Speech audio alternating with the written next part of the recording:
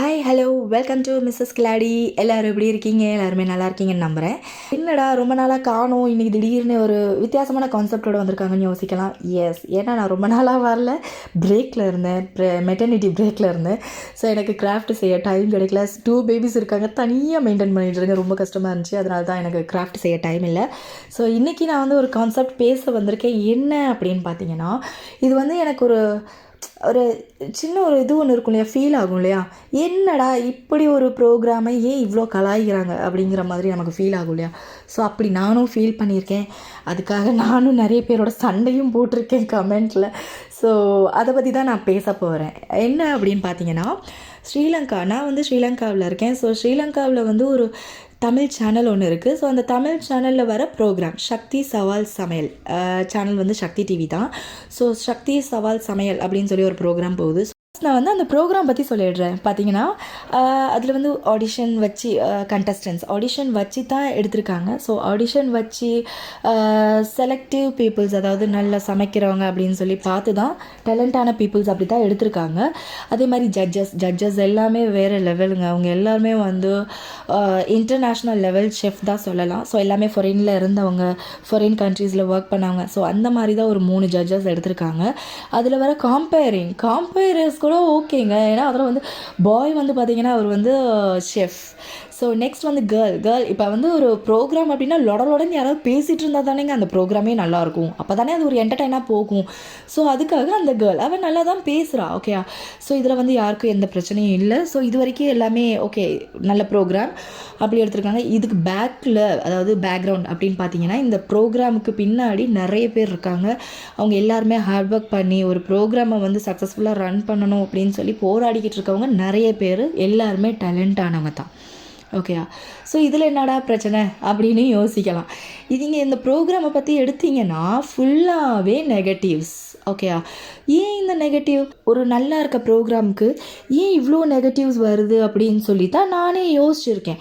நம்ம வந்து India channel தானே பார்ப்போம் மெயினாக. ஸோ அதில் வந்து நம்ம மெயினாக குக்கரி ஷோ அப்படின்னா நம்ம குக்கு வித் கோமாளி, விஜய் டிவியில் வர ப்ரோக்ராம், இல்லை சன் டிவியில் வர ப்ரோக்ராம் அப்படி தானே பார்ப்போம். ஸோ அந்த மாதிரி பார்த்துட்டு நானும் வந்து ஸ்ரீலங்காவில் இப்படி ஒரு சேனல் இருக்குன்னு கூட நான் பார்த்ததில்லை. ஆக்சுவலி சீரியஸாகவே நான் பார்த்ததில்லை இதுக்கு முன்னாடி. அப்போ ஆடிஷன் வந்துச்சு தெரியும். அதுக்கப்புறம் ஒரு ப்ரமோஸ் எல்லாம் வரும். வாவ், நல்லா இருக்குது, இந்த செட்டெல்லாம் பார்க்க ரொம்ப அழகாக இருக்குது அப்படின்னு சொல்லித்தான் நானே வந்து ஆச்சரியமாக அந்த ப்ரோக்ராமை பார்க்க ஸ்டார்ட் பண்ணேன். ஸோ அதில் வந்து ஜட்ஜஸ் கொடுக்குற டிஷ்ஷஸ் எல்லாமே பார்த்திங்கன்னா இன்டர்நேஷ்னல் லெவல் ஃபுட்ஸ் தான் கொடுக்குறாங்க. யூடியூப்பில் பார்த்தாலும் ட்ரோல் பண்ணுறாங்க, ஃபேஸ்புக்கில் பார்த்தாலும் கமெண்ட் பண்ணுறாங்க, நெகட்டிவில் ஃபுல்லாகவே நெகட்டிவ். ஓகேவா.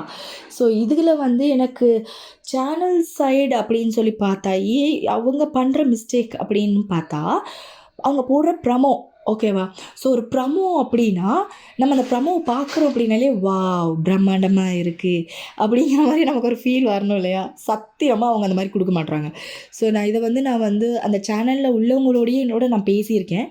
ஸோ அது வந்து ஒரு ப்ரமோனா நம்ம அந்த எவ்வளோ விஷயம் நடக்கும் இல்லையா. ஒரு ஷோ வந்து நடக்குது அப்படின்னா ஸோ அதில் வந்து எவ்வளோ விஷயம் நடக்கும். ஆனால் இவங்க போடுற ப்ரமோஸ் பார்த்திங்கன்னா மொக்கையாக இருக்குது. சீரியஸாகவே அதை நான் ஒத்துக்கிட்டு தான் ஆகணும். ஏன்னா அவங்க போடுற அந்த ப்ரமோவை பார்த்தாலே நமக்கு வந்து கலாய்க்கணும்னு தான் தோணுது. மேபி அதனாலேயும் இருக்கலாம்.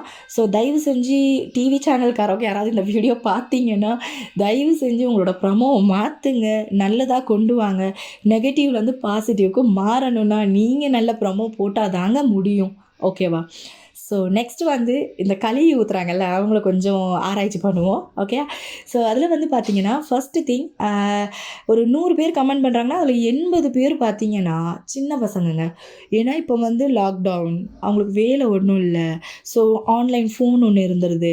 அவங்க என்ன செய்கிறாங்க, ஃபுல்லாகவே வந்து பார்த்திங்கன்னா எதையாவது கலாய்க்கணும், எதையாவது ட்ரோல் பண்ணிவிட்டு கிண்டல் அடிச்சுக்கிட்டு அப்படி இருக்க தான் பார்க்குறாங்க. ஓகேவா. ஸோ அதில் என்ன பண்ணிடுறாங்கன்னா அவங்க வயசுக்கு மீறின மாதிரி பேச்சுகள் பேசுகிறாங்க. ஸோ நான் வந்து ஒரு சிலர் ரொம்ப அசிங்கமாக பேசுகிற நேரம் அதை வந்து நான் ஓப்பன் பண்ணி பார்த்துருவேன். அவங்களோட ப்ரொஃபைலை பார்க்குற நேரம் ரொம்ப குட்டி பசங்களாக இருப்பாங்க. ஒருவேளை நம்ம தப்பாக வளர்ந்துக்கிட்டு இருக்கோமோ, நம்ம நாடு தப்பாக போய்கிட்டு இருக்கோ அப்படிங்கிற மாதிரிலாம் கூட ஃபீல் ஆகுது. இப்போ ஃபோனு இன்டர்நெட்டுன்னு எல்லாமே வந்தனால எல்லாமே அவங்கவுங்க ஒரு யூடியூப் சேனல் ஆரம்பிச்சிடுறாங்க. அந்த யூடியூப் சேனலில் என்ன கண்டென்ட் போடுறதுனே தெரியாதனால நெகட்டிவாக உள்ள திங்ஸ் எல்லாத்தையுமே எடுத்து ட்ரோல் பண்ணிகிட்டு இருக்காங்க. இதுதான் நடக்குது. ஓகேவா. ஸோ கொஞ்சம் வயசு வித்தியாசம் பார்த்து நீங்கள் கலாயிங்க, உங்களை தப்பு சொல்லலை. கொஞ்சம் வயசு வித்தியாசம் பார்த்து கலாய்ச்சா நல்லாயிருக்கும்னு நம்புகிறேன். அடுத்து வந்து பார்த்திங்கன்னா, யாராவது வந்து பாசிட்டிவாக போடுறாங்கன்னு வைங்களேன். இப்போ வந்து ஒரு வாவ்! நல்லாயிருக்கு, நல்லாயிருக்கு, இந்த டிஷ் நல்லாயிருக்கே, ஓ ஷெஃப் நல்லா பேசுகிறாங்க, ஓ இந்த கண்டஸ்டன்ட் நல்லா பண்ணுறாங்க அப்படின்னு யாராவது போட்டால் அவங்கள உடனே ஆஃப் பண்ணிடுறாங்கங்க. அது ஏன் தான் எனக்கும் புரியலை. இப்போ ஒருத்தர் போட்டால் அதுக்காக எவ்வளோ முடியுமோ, எவ்வளோ கமெண்ட்ஸ் முடியுமோ அவ்வளோ கமெண்ட்ஸ் அவங்கள போட்டு திட்டி அவங்கள கலாய்ச்சி ஏன்டா இந்த இடத்துல நம்ம கமெண்ட் பண்ணோம் அப்படிங்கிற அளவுக்கு யோசிக்க வச்சு அவங்கள உடனே டெலீட் பண்ண வைக்கிறாங்க. அதுவும் பெரிய விஷயங்க. ஏன்னா சான்ஸே இல்லை. இப்போ நம்மளும் வந்து ஒரு ஒரு ப்ரோக்ராம்க்கு கமெண்ட் பண்ணுறோம் அப்படின்னா கமெண்ட் பண்ணிட்டு போயிடுவோம். அதில் வந்து நமக்கு நோட்டிஃபிகேஷன் கூட காட்டாது. ஆனால் இவங்க வந்து அந்த ரிப்ளைலேயே கொடுத்து அவங்கள வந்து ரொம்பவே ஆஃப் பண்ணுறாங்க. ஸோ அதை சொல்லி தான் ஆகணும். ஸோ கொஞ்சம் வயசு வித்தியாசம் பார்த்து கலாய்ங்க.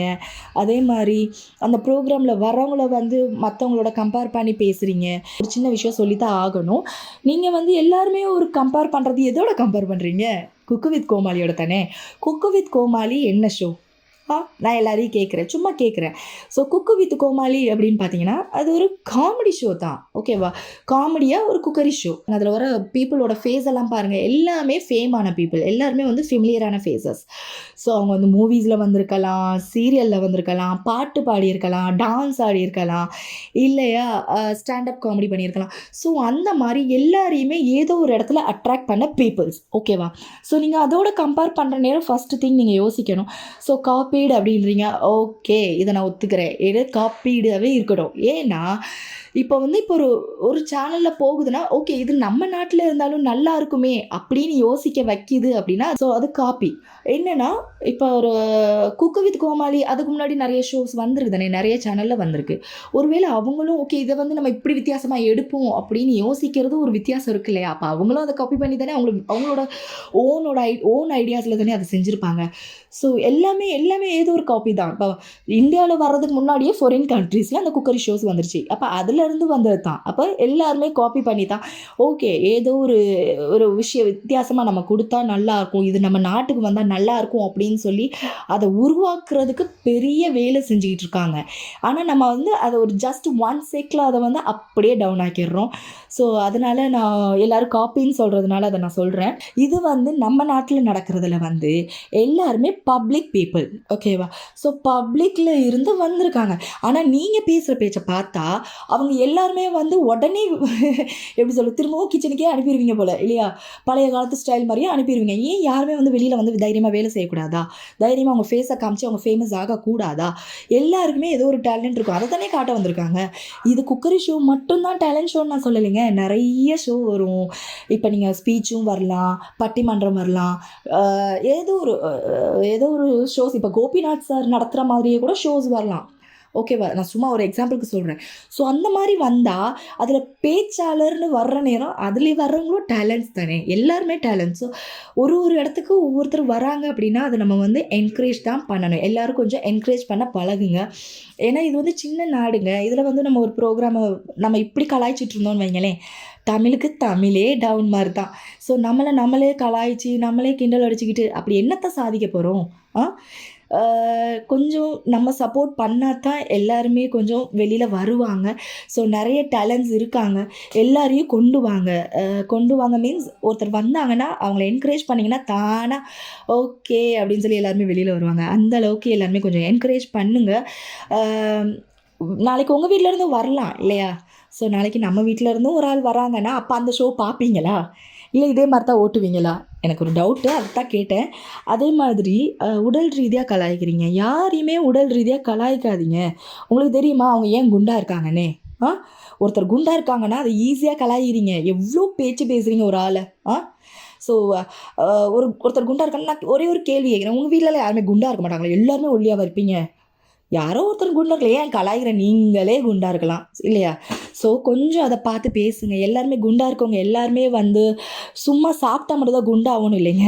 பட்னி கிடந்தாலும் குண்டாகும் உடம்பு, ஸ்ட்ரெஸ் இருந்தாலும் குண்டாகும். ஓகேவா? குழந்த பெற்றவங்கனாலும் குண்டாகும், சிசேரியன் ஆப்ரேஷன் பண்ணவங்கனாலும் குண்டாகும்.